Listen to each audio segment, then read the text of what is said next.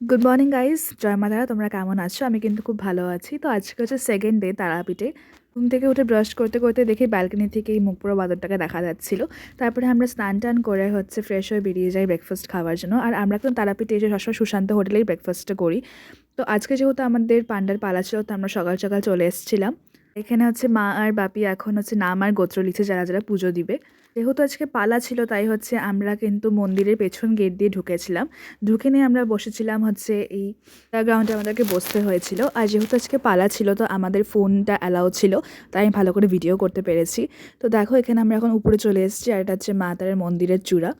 তো আমরা যেহেতু আজকে অন্যটা লাইন দিয়ে যাব, তো দেখো পাশে যে যারা যাবে তাদের কতটা ভিড়। আর এখানে হচ্ছে আমরা ভেতরে এসে একটা সাইডে দাঁড়িয়ে পড়েছিলাম, আমাদের দাঁড় করে নিয়েছিল।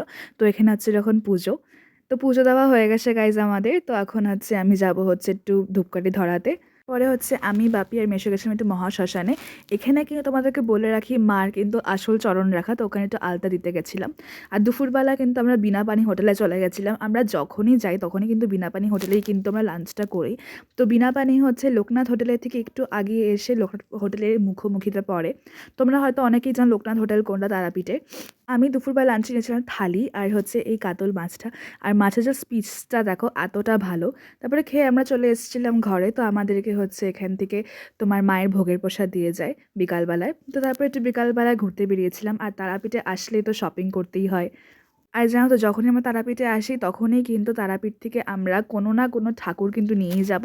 আর হচ্ছে প্রচণ্ড কিন্তু আমরা পিতলের এখান থেকে জিনিসপত্র কিনি। আর এখানে পিতলের দাম সস্তাও। আর কিন্তু অনেক ভ্যারাইটি অফ পিতল পাওয়া যায় এখানে। এখানে জিনিসগুলো খুবই অসাধারণ হয়। আর এখানে মানে বাচ্চাদের খেলনা থেকে শুরু করে বড়োদের সব কিছু পাওয়া যায়।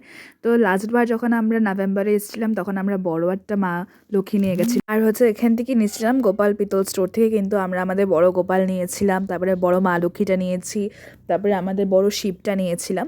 আর এই যে স্টোরটা, এখান থেকে হচ্ছে আমরা সব ছোটো ছোটো মানে যেগুলো নিতে হয় প্লেট, তোমার বাসন টাসন ওগুলো। আর এই আচারের দোকান থেকে কিন্তু আমরা আচার নিই। তারাপীঠে কয়েকটা দোকান কিন্তু যেন আমাদের একদম ফিক্সড দোকান, যে এখান থেকে এগুলো করবোই করবো। যেরকম ওই তোলের দোকান, তারপরে আচারের দোকান, আর হচ্ছে রেস্টুরেন্ট আমাদের বাধা ধরা থাকে একদম। তো তারপরে হচ্ছে আমরা একটু কেনাকাটা করে আমরা রুমে চলে গেছিলাম। তো আমার ছোট্ট একটা ভয়েস ওভার ছিল, সেটা দিয়ে দিয়েছিলাম। তো দেওয়ার পরে আমি এই রোমাঞ্চ বিস্কিটটা খাচ্ছিলাম আর তোমাদের সাথে কিছু পিক্স শেয়ার করে দিচ্ছি। তো আমরা যখনই তারাপীঠে আসি তখন কিন্তু রাত্রিবেলা আমরা ডিনারটা কিন্তু করি না বাইরে গিয়ে, আমরা কিন্তু ডিনারটা বানাই। বাপি আর মেশো হচ্ছে মাংস কিনে দিয়ে দেয়, ওরা রুটি বা ভাত আর মাংস সব বানিয়ে দেয়। তো আজকের জন্য এটুকুই, দেখা হচ্ছে পার্ট 4-এ।